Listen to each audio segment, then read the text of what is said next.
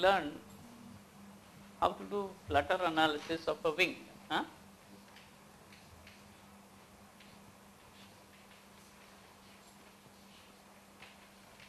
Of a large aspect ratio. Okay.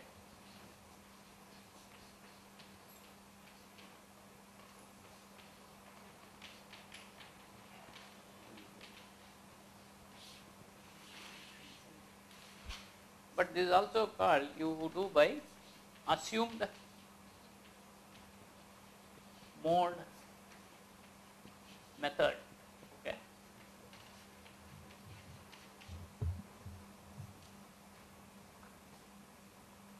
See, if you are given a wing, because you had the wing data, you first calculate the bending torsion frequencies. That is the natural frequencies of the system. Along with that, you get the natural, that mode shapes. Every frequency has a mode shape. Now that is the free vibration problem. Okay. Once you have, that is why in industry they take the wing, they do a FEM analysis to get the natural frequency and mode shapes. Once you have that particular mode shape, now you go ahead, because you are, for our problem we are taking large aspect ratio because we are splitting bending torsion kind of separately. Sometimes both can be in coupled mode. Okay. Now how do we treat flutter? If you have this type of a situation where you have to deal with the wing structure. So the first thing is, what you do is you assume your bending deformation, which is okay.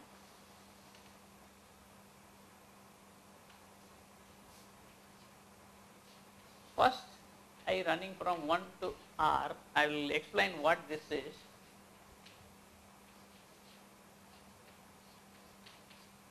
That is, I draw a picture. This is my wing, and I have my elastic axis. This is my y axis. So I can solve the bending problem. Now these are the mode shapes which are functions of y. I take first R bending modes. Similarly, I will have torsion about the elastic axis. I will have torsional modes. So I will call that as theta t, which is a function of yt, which is again some summation. Here you will have I, maybe you start from, or you can call it I or j, it does not matter, j running from 1 to some n minus r, f theta j y and theta j.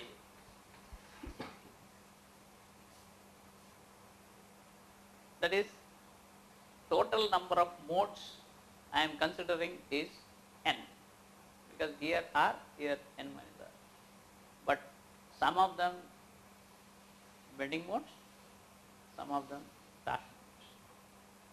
These are obtained from, this is what is assumed mode. Okay, and you can obtain this from using Rayleigh's principles. Okay, get the natural mode shapes. Now what you do is you say, this is my wing, the deformation at any point. Any point means this is my x, that is y, this is z. So this point has, because all are flat plate, because I am not really looking at the airfoil, you will write w, which is a function of x comma y comma t.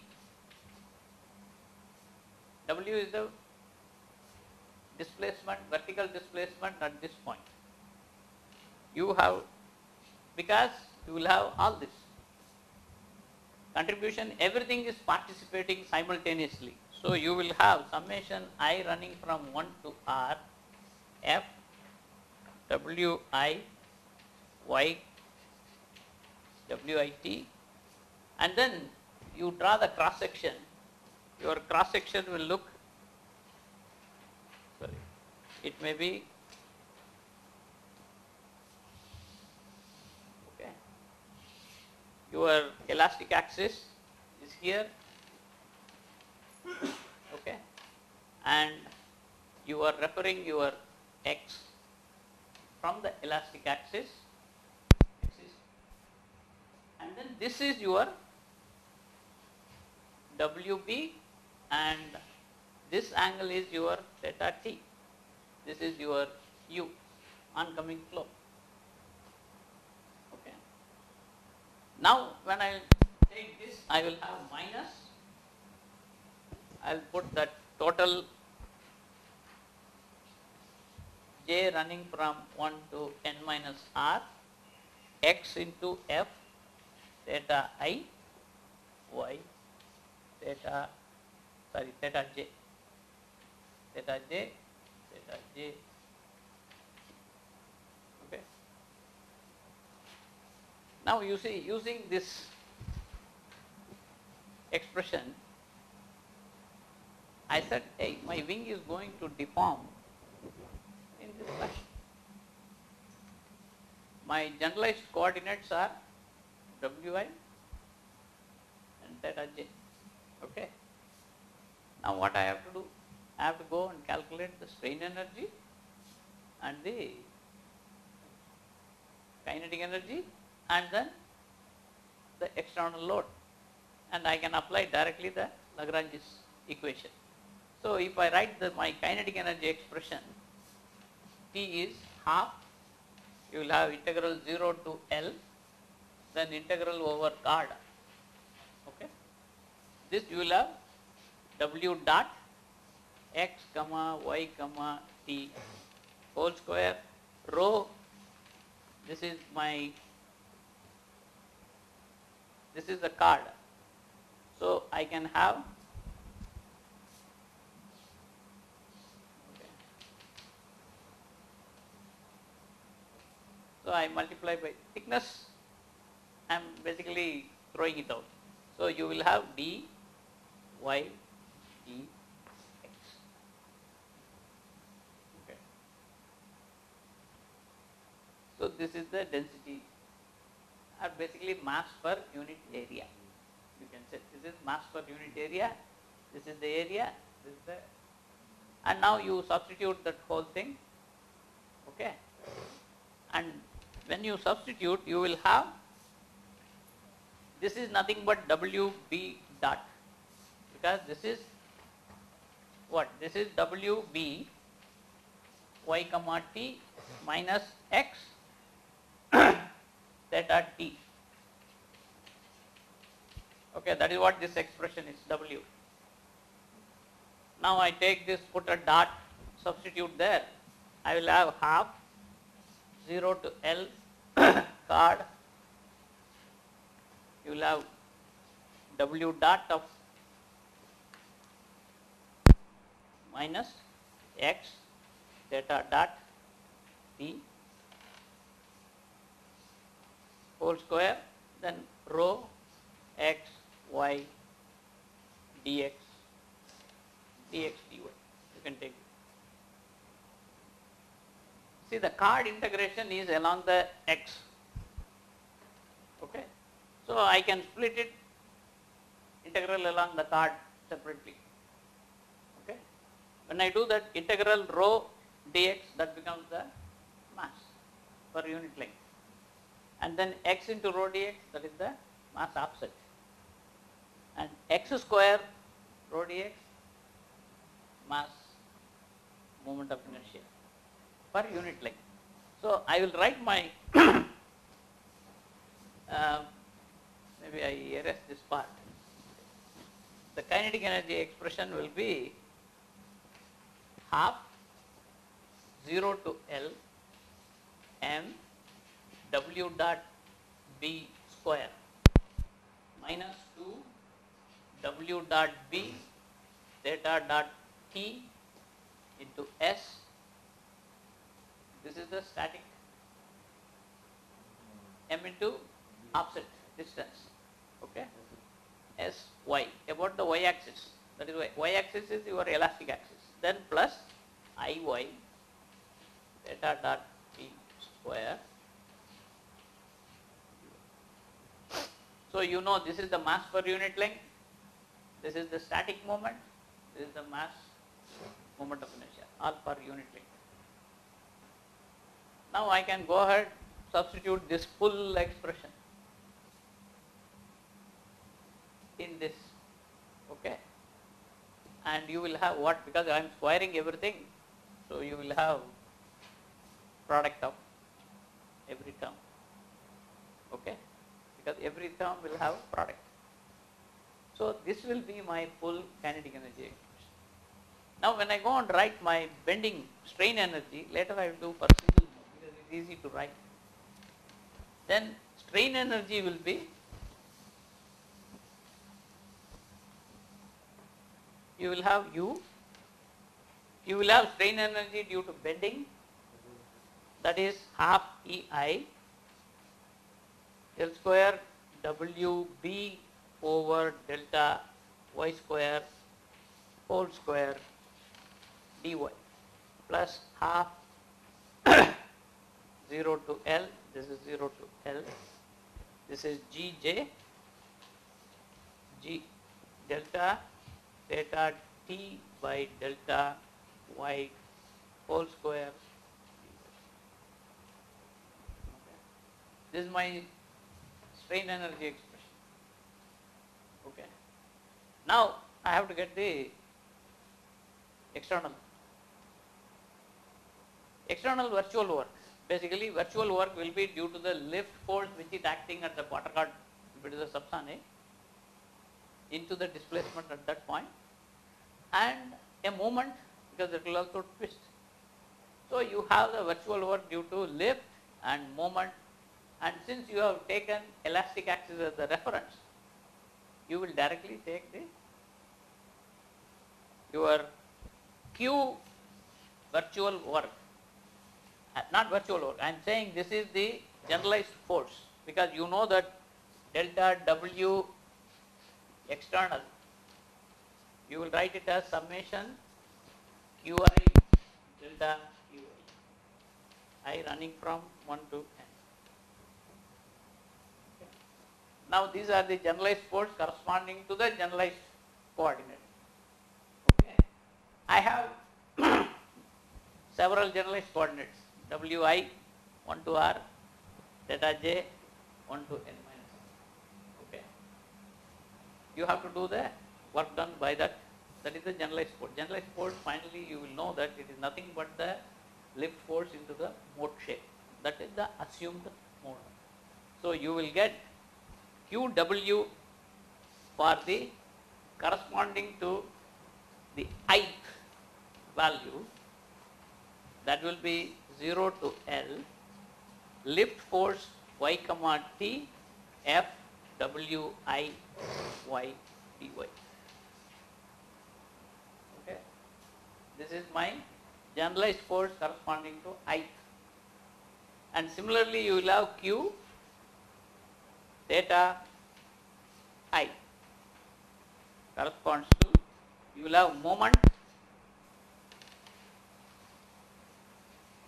this is the please mode, this moment is about the elastic axis, into F theta I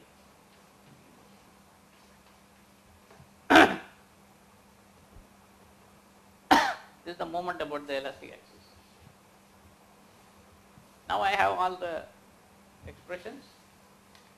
You can go ahead and then apply Lagrange's equation, get the equation of motion. Okay. And if you take only, because it is easy to get that for one mode, that's why I will write the expression for one assumed mode for bending, one assumed mode for torsion, because that becomes simpler for me to write. Otherwise you can have as many modes as you want. Okay. Now assuming we have only one mode, okay, then what will be our entire expression? One mode, one bending mode plus one torsion.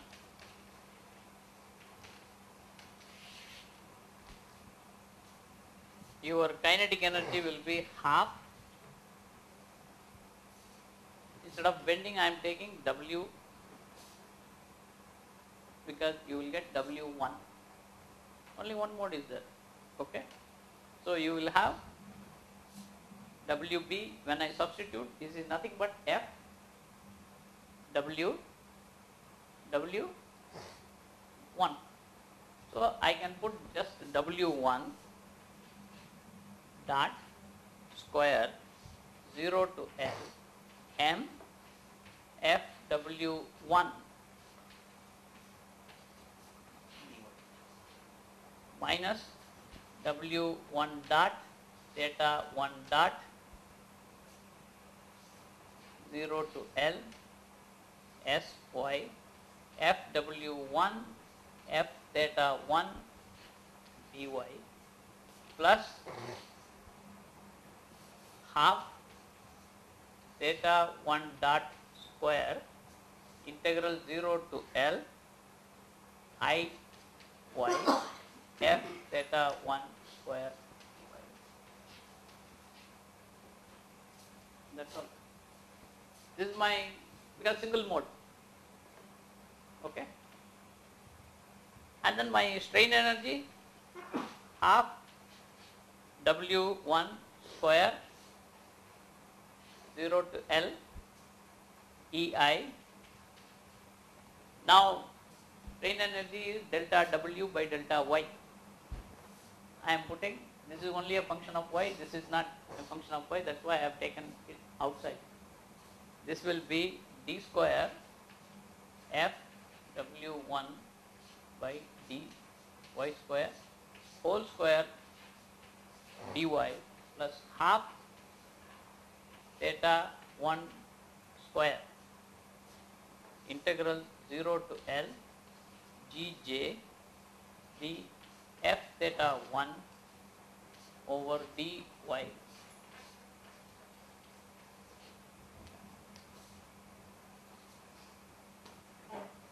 And of course your Q, that will be just only one term, Fw1 and then F theta 1 My.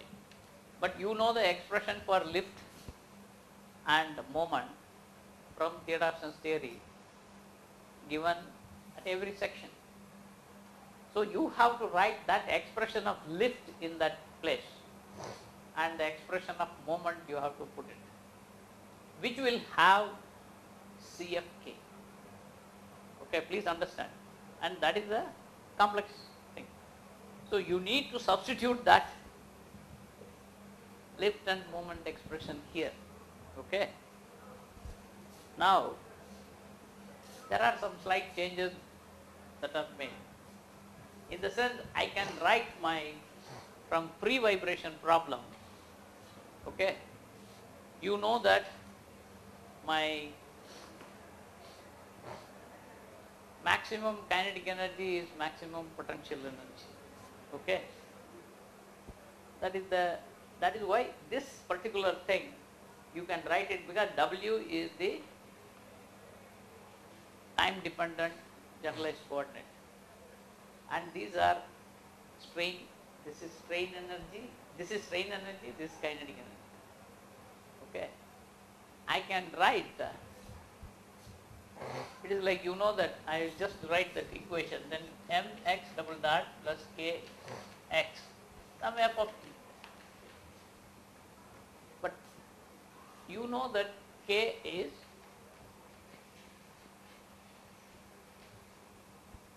that is the natural frequency, right? That means I am replacing my k, right, mass times omega n square. Omega n square is the natural frequency in that particular mode. So one of the ways people write it, you write this, replace this expression, okay, in the energy form in terms of m omega square. So this will be written as half W1 square. So omega, you can say, if you want to put bending, you can put bending square into 0 to L m f square W1 y dy. Okay, this you can write it as 1 half theta 1 square omega theta square 0 to L, you will write I y f theta. Okay, you follow? You simply write the strain energy in terms of the kinetic energy, but with the omega, right? It's a standard. Otherwise, if you don't want to do it, you just carry it as it is. There is absolutely no problem. Okay? You are just replacing this. That's all. That strain energy formed by the mass. Okay? Now you can write your equation of motion. Substitute in Lagrange's equation and then get the equations. Because you know Lagrange's equation. Let me erase this here, because Lagrange's equation is d over dt of delta t by delta q dot. Then, because here t is not a function of q, because only q dot it is there, that's why that term will go up. Finally you will have only, let me write that full minus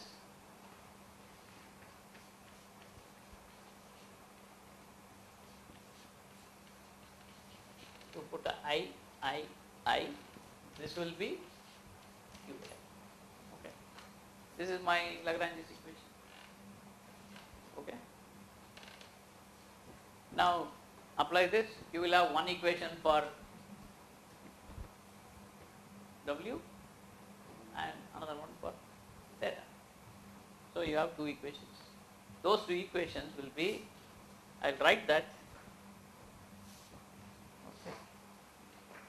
So you will have W1 double dot integral 0 to L m f W y square dy minus theta 1 double dot 0 to L s y f W 1 f theta 1 dy plus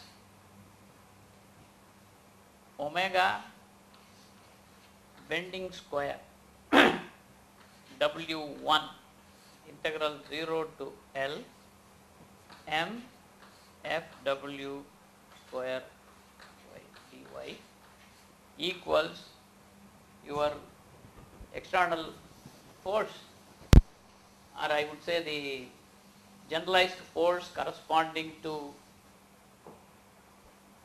bending equation, that is nothing but lift Fw. So you will have 0 to L Fw y lift y comma t dy. Okay, this is my bending equation, or I would call it, this is the equation corresponding to the generalized coordinate W1, but it is coupled with theta. Please understand. Then you will have the Q2. Q2 will be theta 1. So you will have theta 1 double dot 0 to L I y f theta 1 square dy minus W double dot 1 integral 0 to L s y Fw1 f theta 1 dy plus omega theta square theta 1 integral 0 to L I y f theta square dy equals integral 0 to L, you will have the moment expression. So that is the my y comma t f theta 1 y dy. This is W1. Okay. So you see, now I have two ordinary differential equations. Okay. Because these integrals you can evaluate, because you know the mass per unit length of the wing. This is the assumed mode. Simply multiply, get this term. This is mass offset, product of these two, and this is anyway the same expression as the first one. And you lift expression is what you have to write from the other one, because you know we have used, because I am just writing it for convenience, because you have to be careful how the lift earlier was defined, and now because you say W is displacement in the positive z, whereas our lift was obtained from h, which is downward. Okay. So I will write the expression for lift per unit length. This is pi rho b cube omega square minus L h. Here you will put minus W1 f y b, because lift is a function of y. Okay. W1 is the generalized coordinate, and you put a minus sign because this is h, you took it downward positive, here you are taking w, that's why this minus sign. Then minus theta 1 f theta, this is, I should use Fw1, sorry, Fw1, theta 1 f theta 1 y into L alpha minus L h half plus a. This is my lift expression. Okay.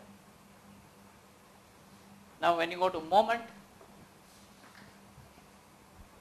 my y of t, you will have pi rho b to the power 4 omega square. You will again use mh minus lh half plus a into same minus w1 fw1y over b. Okay. Then you will have the other term. You will have plus m alpha minus L alpha plus mh into half plus a plus LH half plus a whole square into theta 1 f theta 1 y. Okay. Now you see this expression, you will go and put it here, multiplied by f theta 1 y, integrate. Okay. And what you will have, W1 theta 1 W1. On the left hand side also you have W1 theta 1. Okay. Now this is identical to airfoil problem. Only thing is everything becomes an integral. Okay. Get the integrals first. Evaluate the integrals. Put them. Okay. then you collect all the terms. You can always substitute that. Now I am assuming W equals, maybe I erase this part, because you have to assume, okay, I am assuming my W1 is e power I omega t and theta 1 is, okay, that means I am assuming harmonic motion. This is what you have assumed even there. Substitute that, then you are going to give a equation in e power I omega t will cancel out everywhere. You will have W1 theta 1 in all this. W1 bar, actually you can say W1 bar. It will be an eigenvalue problem. Okay, and that is exactly what we have in the 2D airfoil. So this problem, after substituting that and then making this assumption, it will become a complex eigenvalue problem. Now you apply VG method or PK method, okay, because VG method, what you do, you first assume a value of k, get the CFK, substitute here, then solve for the eigenvalues, okay. That basically it will be a complex equation. Eigenvalues, you get x plus iy, I explained to you last time, then correspondingly you get the g, you plot. Whenever the g goes to 0, that is your Flutter function. Suppose if you have a structural damping, because this is one thing, structural damping means, because usually you have structure,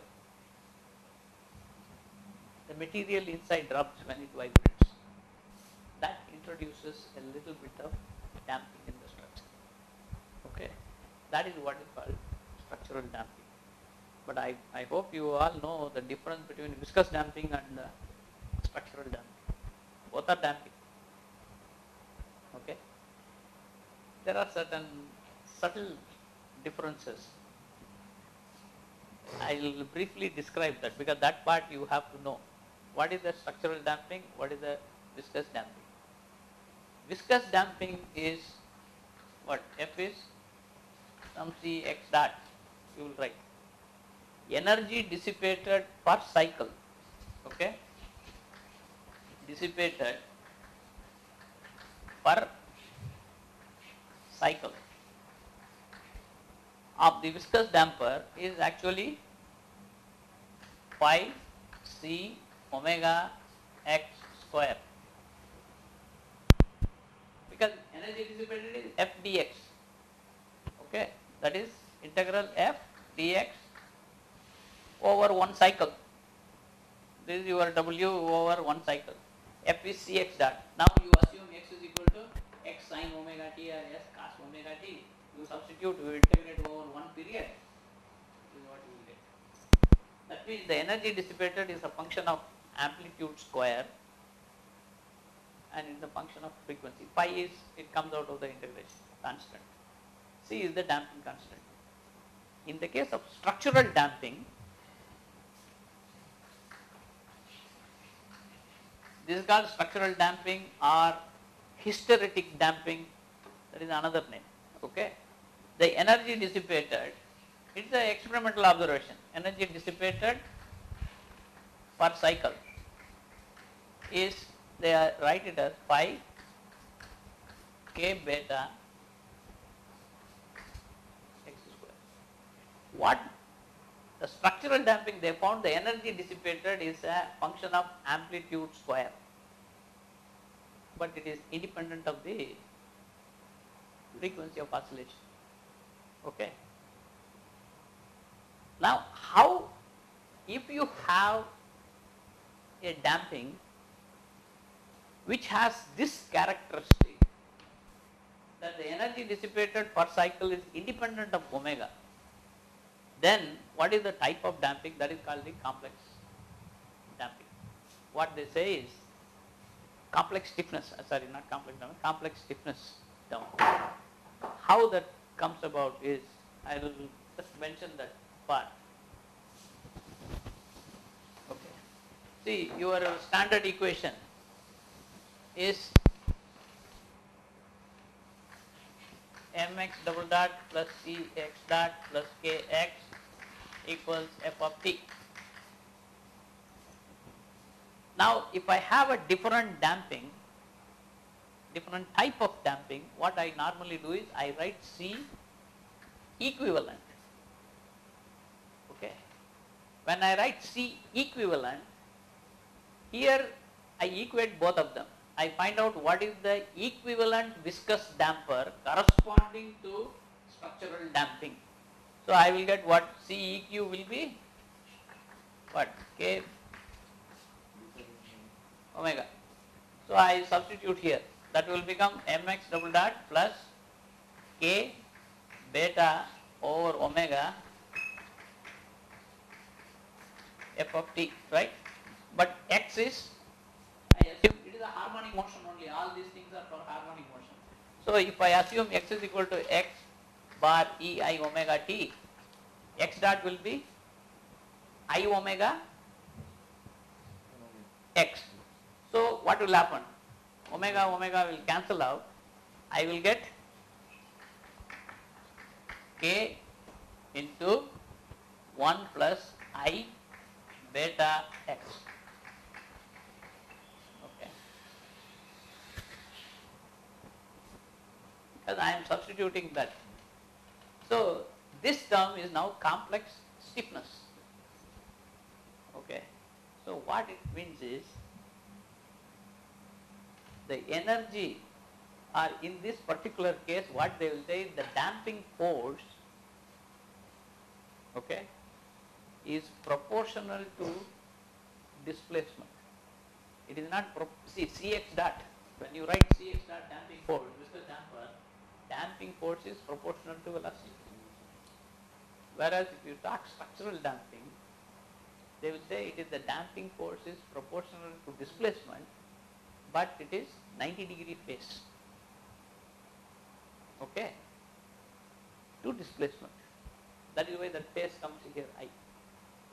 But it is proportional to displacement. Okay. And this term is called the complex stiffness term. Now you will understand complex stiffness, K over M, if I take it omega square into 1 plus I beta. This is what we have done in the Flutter problem. VG method, we simply added some structural fictitious. But your structure itself can have a damping. Then that you can add it. You simply go here omega square, simply multiply by 1 plus I G B. That's all. That means I have included a structural damping for this. Similarly, I can put for omega theta square, I will put 1 plus I G theta. But normally structural damping, you say bending does not have something separate, torsion does, they will say all are same. Okay, they use the same. Now if you have zero damping, in your VG diagram, wherever it crosses the 0 point, the G, you will say that is a flutter. Suppose if you have an inherent structural damping, you will draw that line in your, this is the G, this is that U B over, the line will go like this. This is the 0. If you already have some damping, you extrapolate, you say this is your flutter point. Okay, because you already have a positive damping in the structure. That positive should become 0. So that is how, okay.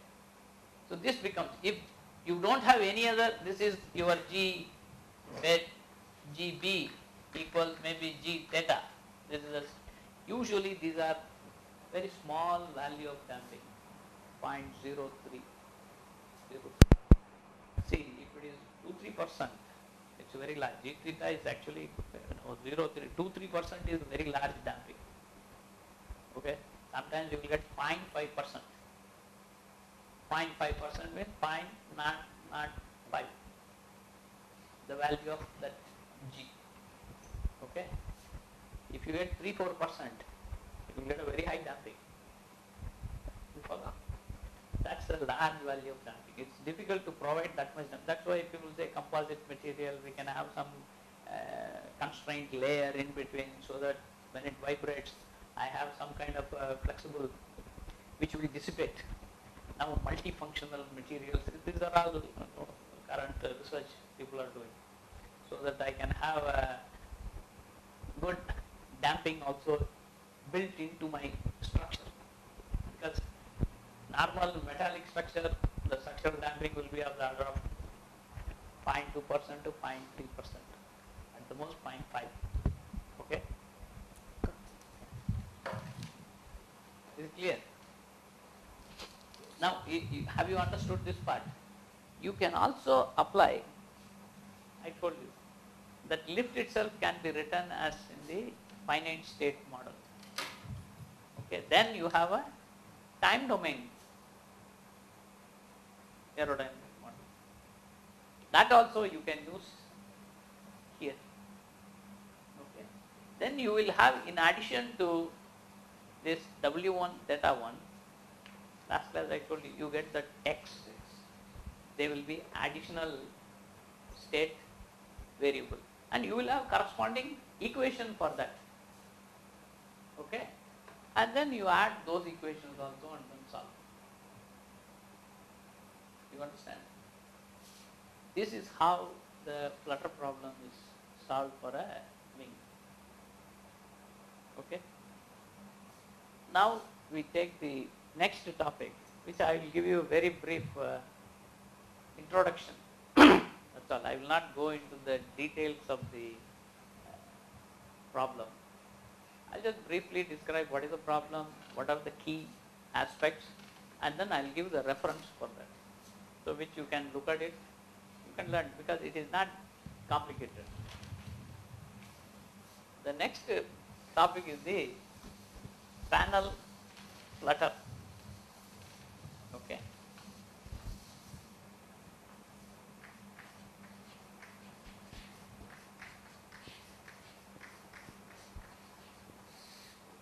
What does it mean by panel flutter? See, till now we said that if I draw an aerofoil, this is a panel. Okay. The panel does not deform. Or if I have something like this, if I have a panel, the flow is going over it. If it starts deforming like this, that is a chord-wise deformation, like your fluttering of a flag. What happens? The flag is changing its shape. It's just deforming. The shape itself is changing. Okay, till now we said our aerofoil panel, aerofoil retains its shape. Only thing is it can rotate, it can bend, but its surface cannot deform. Now you talk about the fish type of, okay. Here we talk about the surface itself deforms. Then what type of problem we will have? This is what is first talked about. Hey, if my surface is also moving, then it is a complicated problem. Okay, that's why that problem you don't talk about flow past an aerofoil. What you do is you take a panel.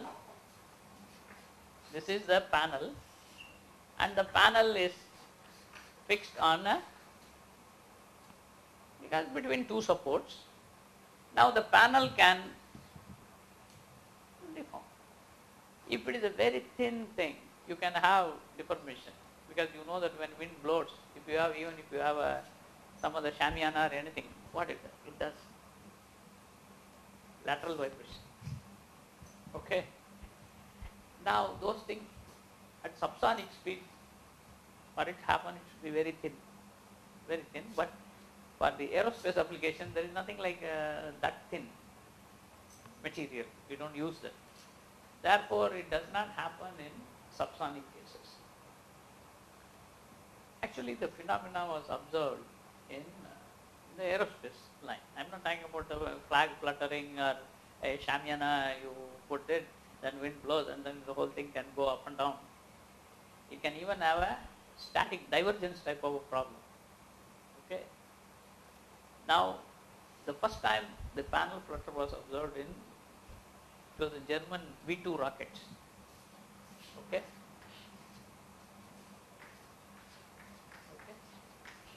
Because the panel started vibrating.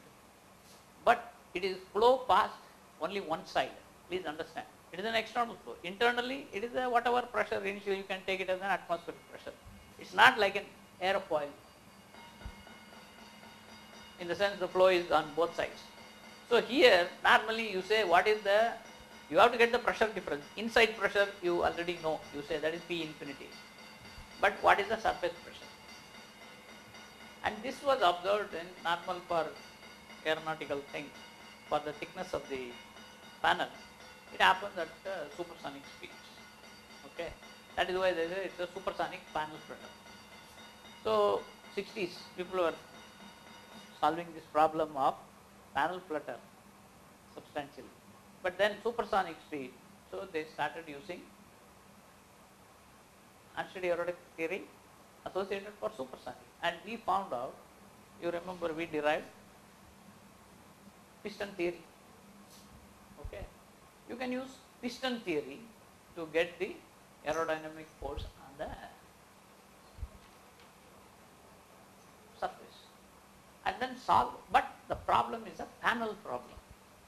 It is not a wing type of problem. So the whole study went into what kind of boundary condition we can have. Then in a panel, you know that under thermal stress, please understand, when you have constraint like this, if your temperature changes, the stresses will get developed, right? Axial stresses because of the end fixity. Then the panel can deform due to thermal loading, and when it deforms, your surface is changing. Now that can also another cause. So your surface deformation thermal. So how the problem was treated is, I'll just draw a simple diagram and then I'll basically give you a few introductory thing. Then we can, okay, you take a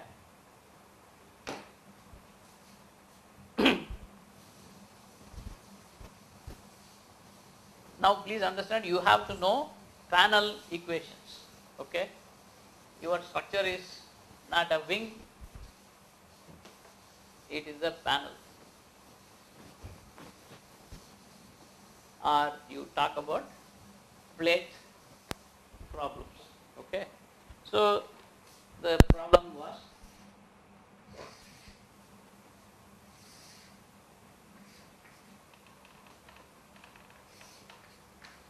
x, y, this is,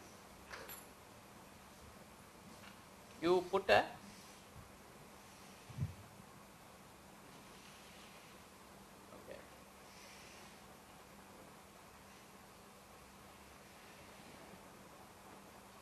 panel which is acted on by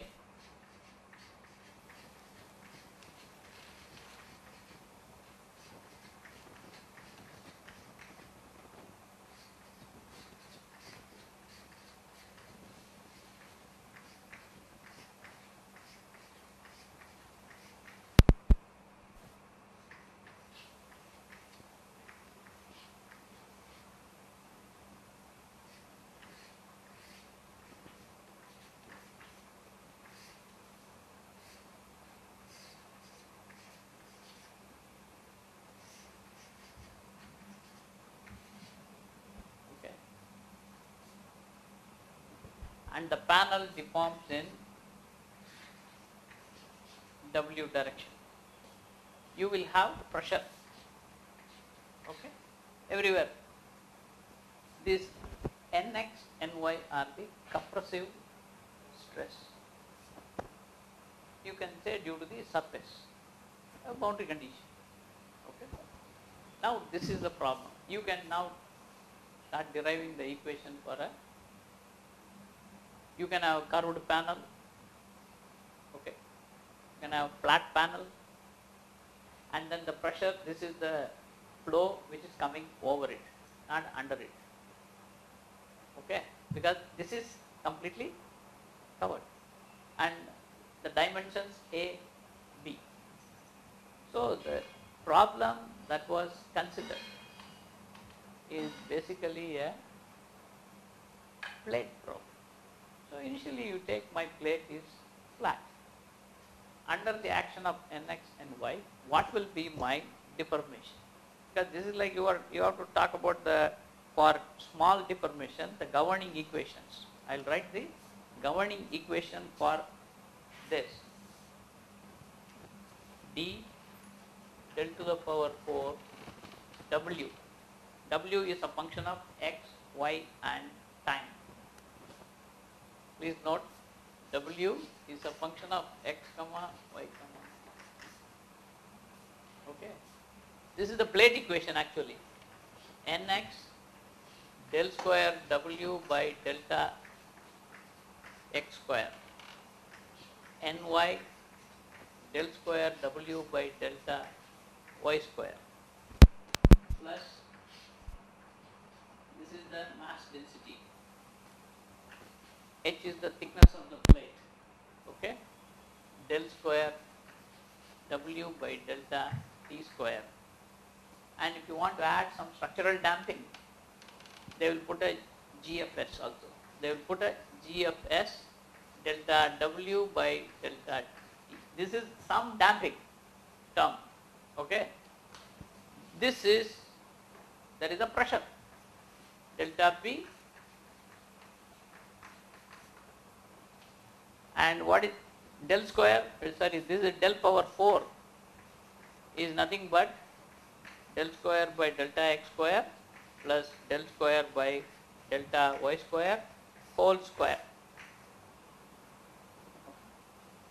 Or in other words, del 4 W implies del to the 4 W by delta x 4 plus 2 del 4 W by delta x square delta y square plus del 4 W over delta y 4.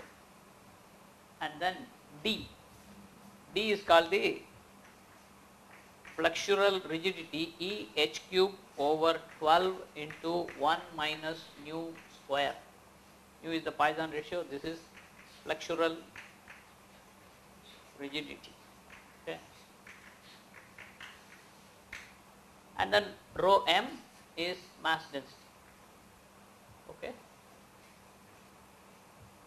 Mass means that the area. You can say mass per unit thickness. Okay. Because h is the thickness. Mass per unit. You can say unit area. Not unit area. That h is the mass of that. Now this is the plate equation, because I am not deriving. I don't know you have done any plate theory or not.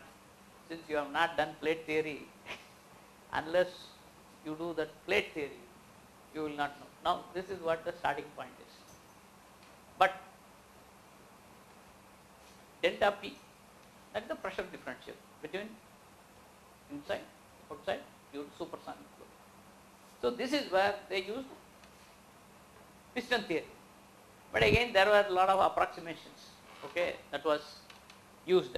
I'll just briefly give you the kind of approximations which people have used, and you will know that that is due to piston theory only.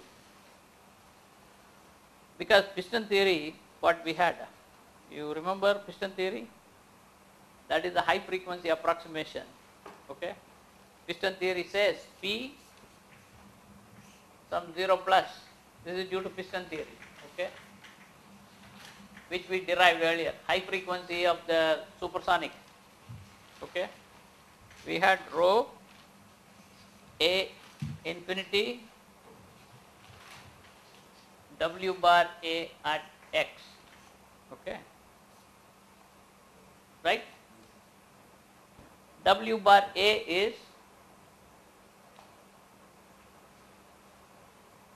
sorry, W bar into, if it is oscillating, this is W bar Ei omega t, that's all, okay.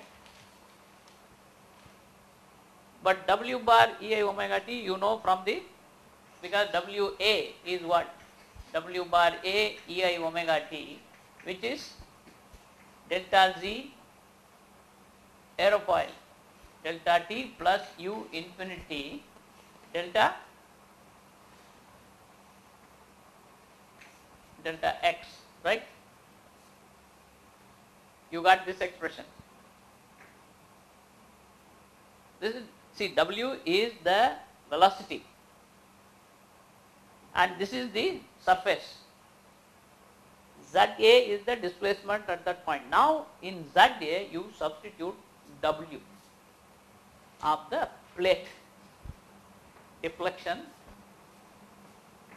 at that point, okay. Here that W is plate, here this W is the velocity. So please understand, we should not get a confusion over these two, okay. Now this is where they use the piston theory. Then there were a lot of different approximations. So I will just give you a couple of equations which people have used, and that will just give you some idea. What they did was P minus P infinity, okay, is, this is from square root of m square minus 1 into delta W by delta X plus 1 over U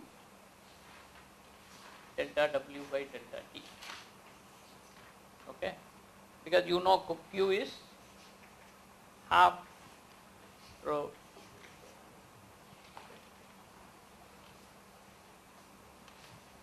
or they have different expression also. Sometimes they have put one more term here for different Mach number, that was derived from another approximation. That is why you will find in the literature on plate theory, I will give just the reference, different expressions they are using, okay. But you use, sometimes people neglect this term also, okay, because this represents the instantaneous. What is this? Delta W by delta T is the velocity at that point divided by U, that is the local angle of attack, okay. This is local slope, so you add both of them, okay. Now this is, there were modifications to this type of this expression, there were considerable modifications there. Few papers use different. Now, and in the 60s, I will give the reference now, there were a lot of studies which were performed on this panel Flutter problem. What is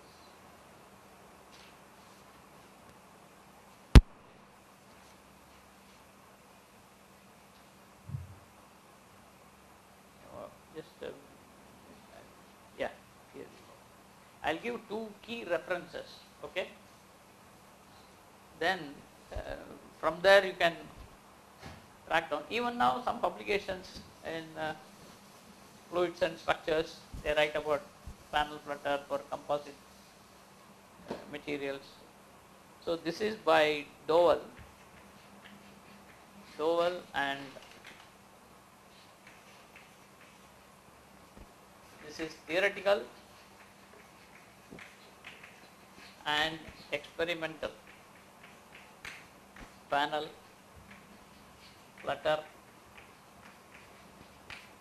studies in the Mach number range 1.0 to 5.0. This is AA journal, volume 5, no, not volume 5, volume 3, volume 3, number 12, December 1965, okay, and page number 2292230. This is one paper, and another paper is this by Dugunji.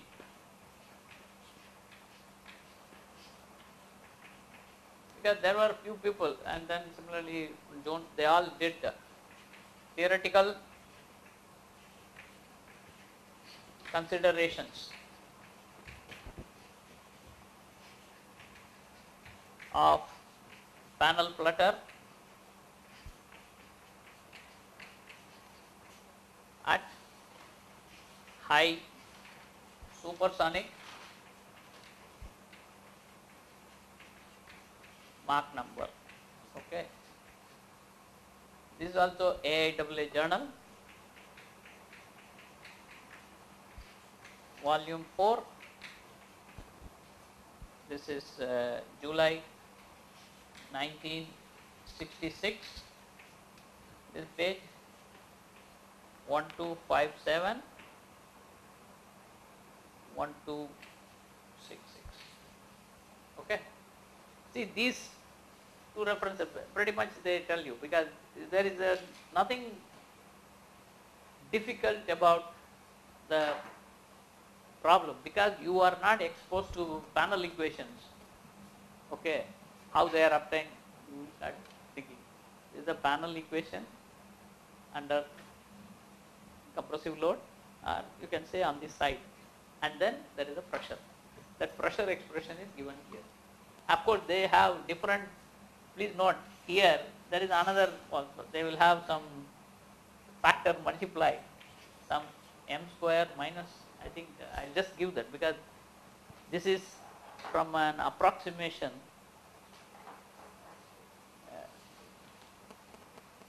That is why you will suddenly find what is this, different people are using m square minus 2 over m square minus 1. This term will be sitting here along with P minus P infinity. P infinity is, now you know pressure inside is P infinity.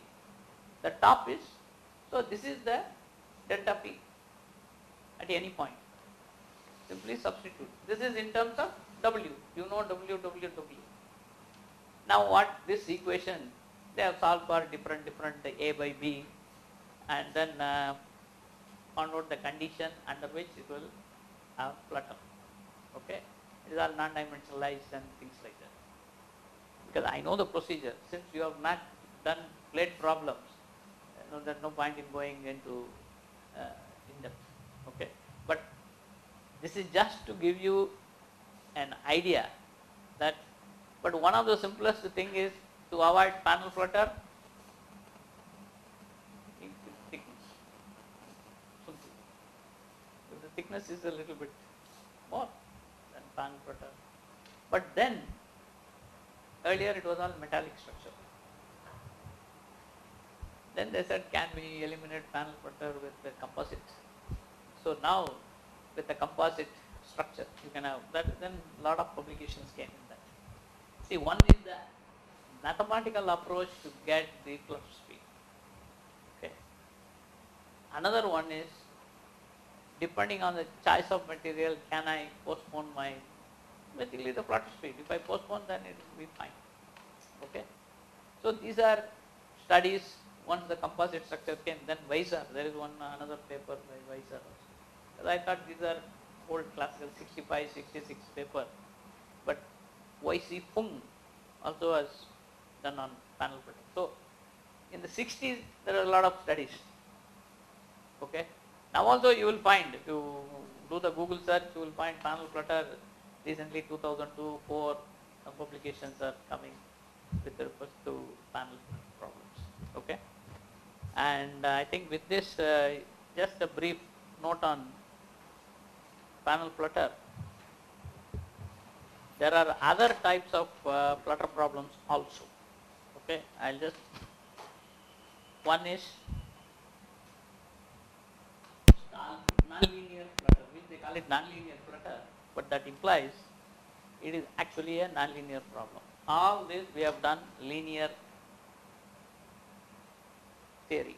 Okay, non-linear flutter, you can have a stall flutter. Stall flutter in the sense your aerofoil goes into stall and then again it comes back, get attached. Okay, so these are all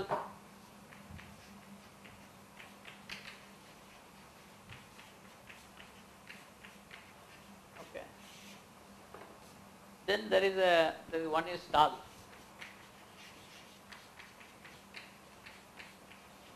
Okay. Another one is transonic buzz. But even another problem I will tell you. See, you will find it is all in the late 90s, I would say. Suddenly people started talking LCO, that is limit cycle oscillation.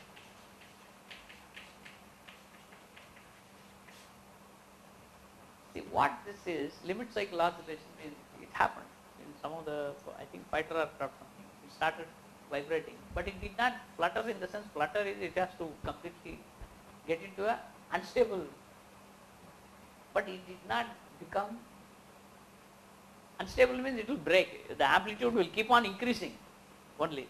But in the limit cycle oscillation, what happened is the amplitude reached a stage and then it started only within, it oscillated continuously. Then what was the problem?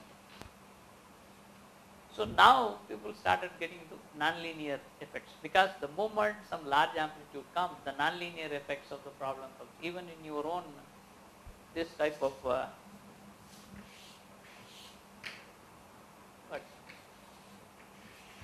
Okay. Huh?